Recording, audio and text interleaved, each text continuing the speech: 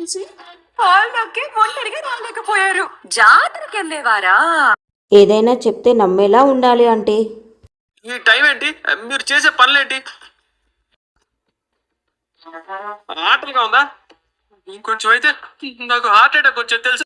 ఏంటి ఈ మాత్రం దానికే? అసలు మిమ్మల్ని కాదు. ఎక్కడ బాలుగాడు? ఎక్కడ రవి? ఎక్కడ? రే బాలు, రవి! ఆయన ట్రిప్ నుంచి రావడానికి ఆలస్యం అవుతుందన్నారు.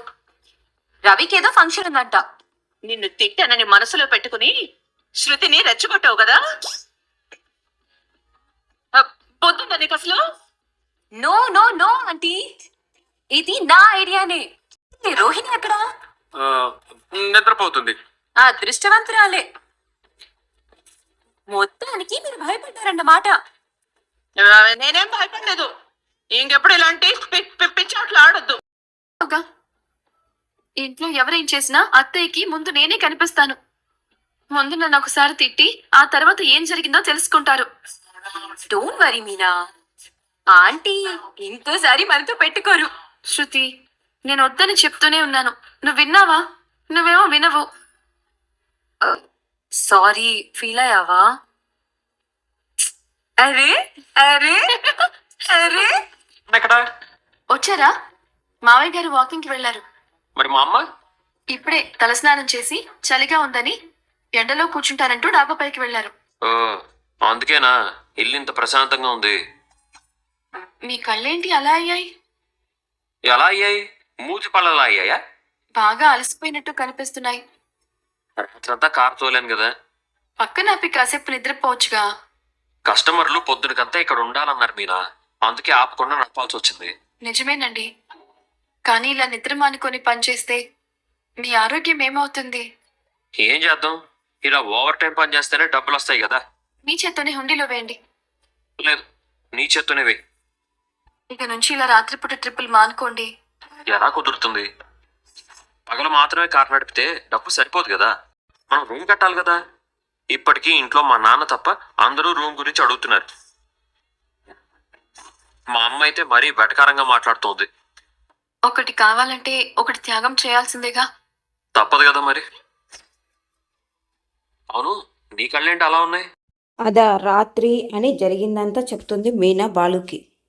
ఏం జరుగుతుందని భయంగా ఉందంటే, ఏం భయపడకలే నేనున్నా కదా అని చెప్పి ఇక్కడ బాలు అంటాడు. వాళ్ళంతా నొప్పులుగా ఉన్న మీనా, మీరు పడుకోండి నేను ఇప్పుడే వస్తానని చెప్పి మీనా వెళ్తుంది. వంటబ్బాయ్, ఎస్ మిస్సెస్ డబ్బింగ్ అమ్మాయి. నీకోసం నేను ఒకటి కొన్నాను. ఒకటి అంటే ఎలా ఉంటుంది? రెండులా ఉండదు అబ్బాయి, తీసుకో. ఏంటిది? కొత్త షర్టు. చూడు బోయ్. లేదు, జోకేంటి? పాత టీషర్ట్ కొత్త క్యారీ బ్యాగ్ లో పెట్టిస్తే ఆ మాత్రం గుర్తుపట్టలేను అనుకున్నావా? ఏ పాత టీషర్ట్ ఏంటి? ఇది కొత్తది. సరే, పాత కొత్తది వదిలే.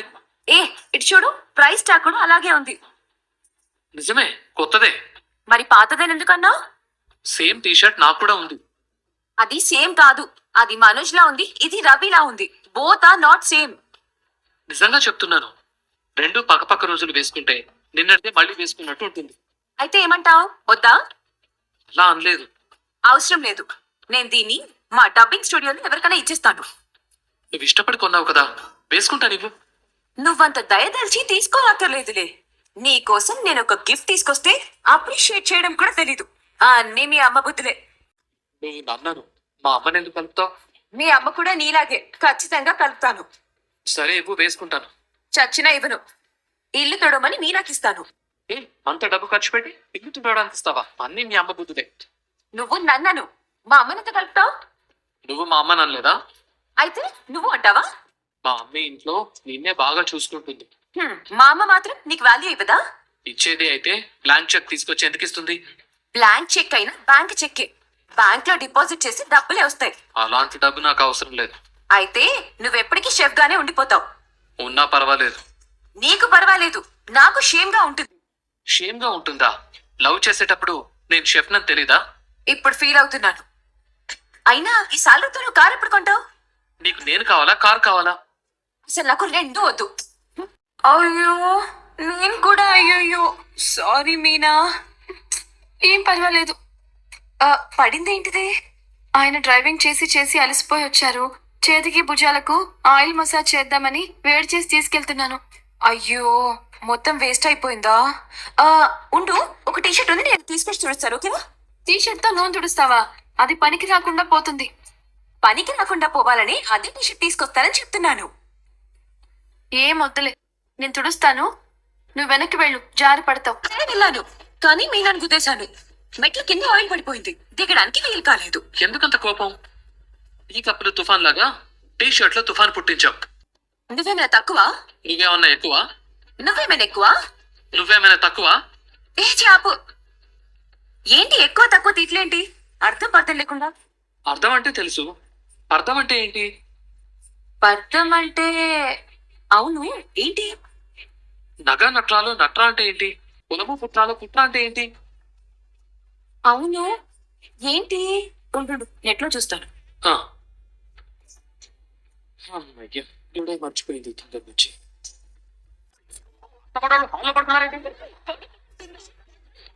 పడి పడుకున్నట్టుంది. అసలు ఏం చేస్తున్నావమ్మా? ఇంట్లో పొర్లు కనపడుతున్నారా?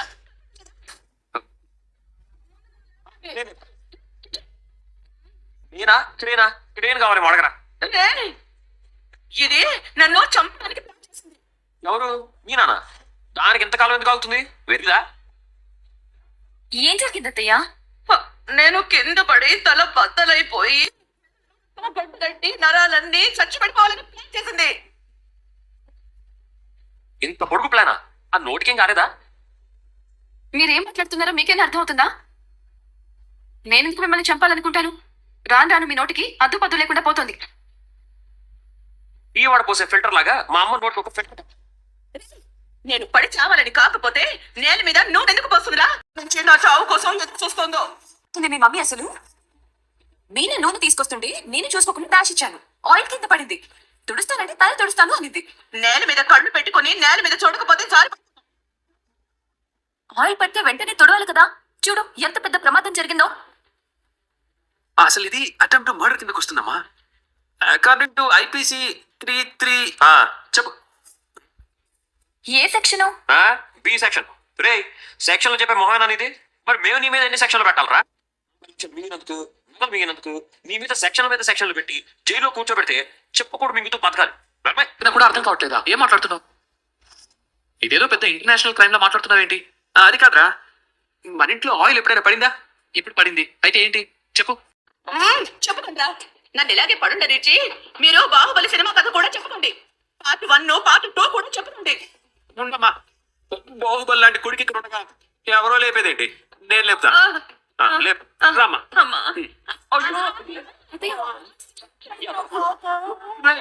మళ్ళారా ఎవడంట కాలు జారి పడింది. ఈ తల్లికే పుట్టాడు ఈ తౌడు తినే పంది. నవ్వుతున్నారే. ఇద్దరు అలాగే ఉండండి. పావుల్లో పాకుతూ ఇల్లంతా తిరుగుతూ ఉండండి. ఎంతసేపు బుసలు కొట్టారు కదా.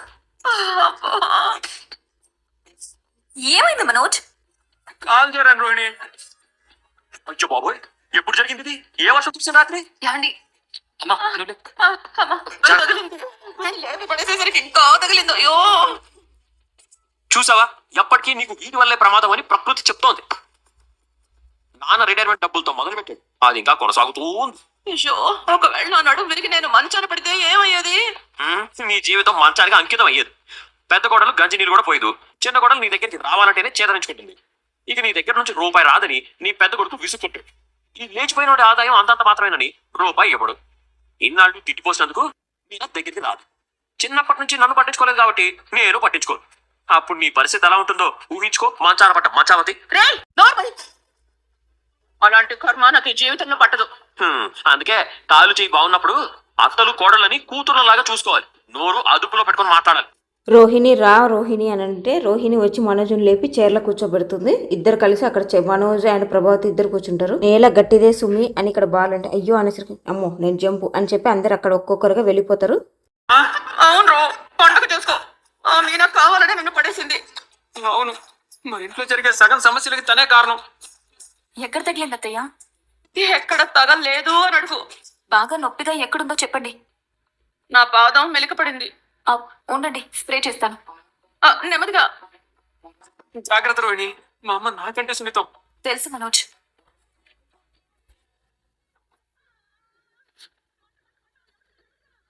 ఒక్క క్షణం అలాగే ఉంటుంది, తర్వాత పోతుంది. నువ్వేం కంగారు పడకు రోహిణి, మా అమ్మ కోపం నీ మీద కాదు, ఇదిగో ఇలా పడేసిన మీనా మీద. అర్థమైంది. మీనా ఇంతకు ముందులా లేదు, మారిపోయింది. మాటికి మాట జవాబిస్తుంది. అది కావాలని నూనె పోసింది. నేను నడుము విరిగేలా పడితే నన్ను మంచాన పడేసి దాని ఇష్టం వచ్చినట్టు ఉండొచ్చు అనుకుంది. ఇలా వదిలేస్తే నన్ను చంపుతుంది. ఏంటేంటి మళ్ళీ అనండి. మీనా మిమ్మల్ని మర్డర్ చేయాలని ప్లాన్ చేస్తుందా? డైలీ సీరియల్ స్టోరీ నేను రాసేది, మీరు కథలు బాగానే ఉంటున్నారు. నీకేం తెలుసమ్మా దాని గురించి? మీకే తెలుసా ఆంటీ? ఆయిల్ పటానికి కారణం నేను, అది నాకు తెలుసు మీకు తెలుసు, నేనే చెప్పాను. అయినా మీరు మీ మీద తప్పంటున్నారు. అసలు మీ ఉద్దేశం ఏంటి? ఏదో ఒక నింద వేసి మీనే ఎప్పుడు ఏదో ఒకటి అంటూనే ఉండాలా? నువ్వెందుకు వాయిస్ రేస్ చేస్తున్నావు శృతి? మీరంతా ఎందుకు ఇక్కడికి భజన చేస్తున్నారు రోహిణి? ఏంటమ్మా పెద్ద చిన్న లేకుండా మా అందరినీ అంటున్నావు? నువ్వెందుకు ఆ పూలు అవును, మొదటి నుంచి శృతి మీనాకే సపోర్ట్ చేస్తుంది. మీరు ఆగండి. ఇది ఆడవాళ్ళ విషయం, మీరు తలదూర్చకండి. ఏంటి? ఏం మాట్లాడుతున్నావు? మీరేం మాట్లాడుతున్నారు? మీను తిట్టడానికి ఏం సాకు దొరుకుతుందా అని ఎదురు చూస్తూ ఉంటారు. సాకు దొరకకపోతే క్లీన్ చేసుకుంటారు. మీను ఆయిల్ పడేసింది అనుకుందాం, మీ తెలుగు పెట్టుకుని వచ్చారు.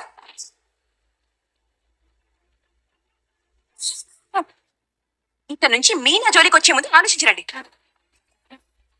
ఇదేంటి? అదేంటి ఇంతగానో సపోర్ట్ చేస్తుంది శృతి మీనాకు? మొదటి నుంచి అంతే కదా. నిన్న కూడా కావాలనే ప్లాన్ చేశారు, మీనా కూడా కలిసి ప్లాన్ చేసినట్టున్నారు అమ్మని భయపెట్టించడానికంటే.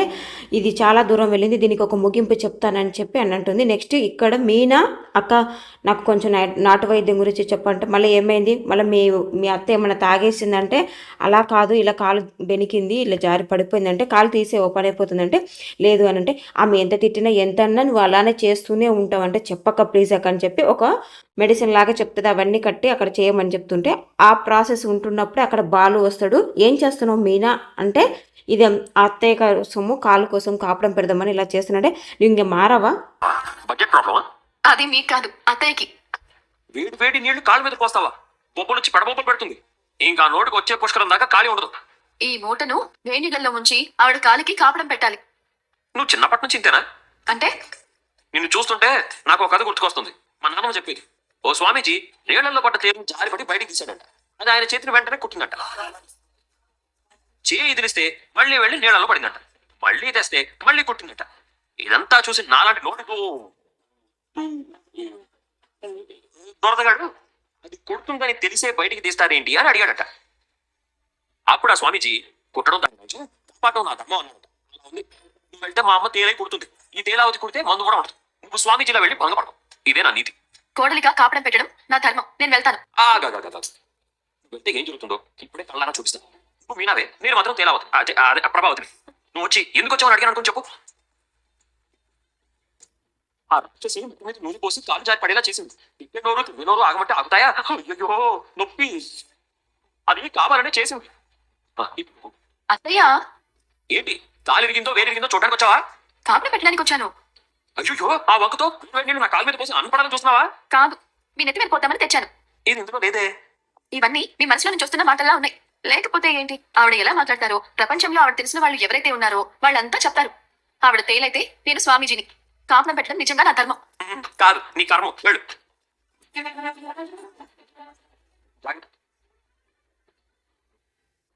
అతే కాలెత్తండి. అమ్మా అయ్యో ఎలా ఉంది అత్తయ్య? ఆనంద తాండవం చెయ్యాలనుంది. నొప్పితో ఒళ్ళు మండుతుంది. శృతి మాటలతో మనసు మండుతుంది. ఇంతవరకు ఈ ఇంట్లో ఆ బాలుగాడు ఒక్కడే నాకు శత్రువు అనుకున్నాను. కానీ రాను రాను శత్రువుల సంఖ్య పెరిగిపోతుంది. అందరూ ఆ మీనా భజనం మొదలు పెట్టారు. దీనికి ముగింపు పలకాలి, లేదంటే నా ఇంట్లో నాకే గొంతు విప్పే స్వేచ్ఛ కూడా లేకుండా పోతుంది. మీరు ముందు కోరుకొని మామూలుగా నడవడం మొదలు పెట్టండి, తర్వాత అన్ని మీరు కోరుకున్నట్టే జరుగుతాయి. ఇది ఈరోజు ఎపిసోడ్. రేపటి ప్రోమో ఆల్రెడీ మనం చూసిందే అండి. అక్కడ మీనా కారం తీయబోతుంటే ప్రభావతి మీద పడిపోతుంది. అక్కడ చూసి మనోజ్ దయ్యం దయ్యం అనేసరికి ఎవర్రా దయ్యం అని అందరినీ కొట్టడానికి పరిగెడుతుంది. ఈ గెటప్లో బాగున్నారా ఆంటీ అని చెప్పి శృతి ఒక సెల్ఫీ తీసుకుంటుంది. తర్వాత ప్రభావతి అండ్ ఈమె పెద్ద కోడలు ఇద్దరు కలిసి వెళ్ళి శృతి అమ్మని కలుస్తారు. మీ అమ్మాయి పద్ధతి ఏం బాగలేదు, నాకు నచ్చట్లేదు, మీనాతో కలిసి చెడిపోతుంది, కొంచెం చెప్పాలని అంటే తర్వాత తను అనుకుంటుంది శృతి ఇలానే చేస్తే వాళ్ళు భరించలేక పంపించేస్తారు, ఈ గొడవని ఇంకా ఎక్కువ చేయాలని అనుకుంటే తప్ప తగ్గించాలనుకోదు. ఇదండి, ఇప్పటికైనా లైక్ చెప్తే లైక్ చేయండి, నచ్చితే ఛానల్ని సబ్స్క్రైబ్ చేయండి.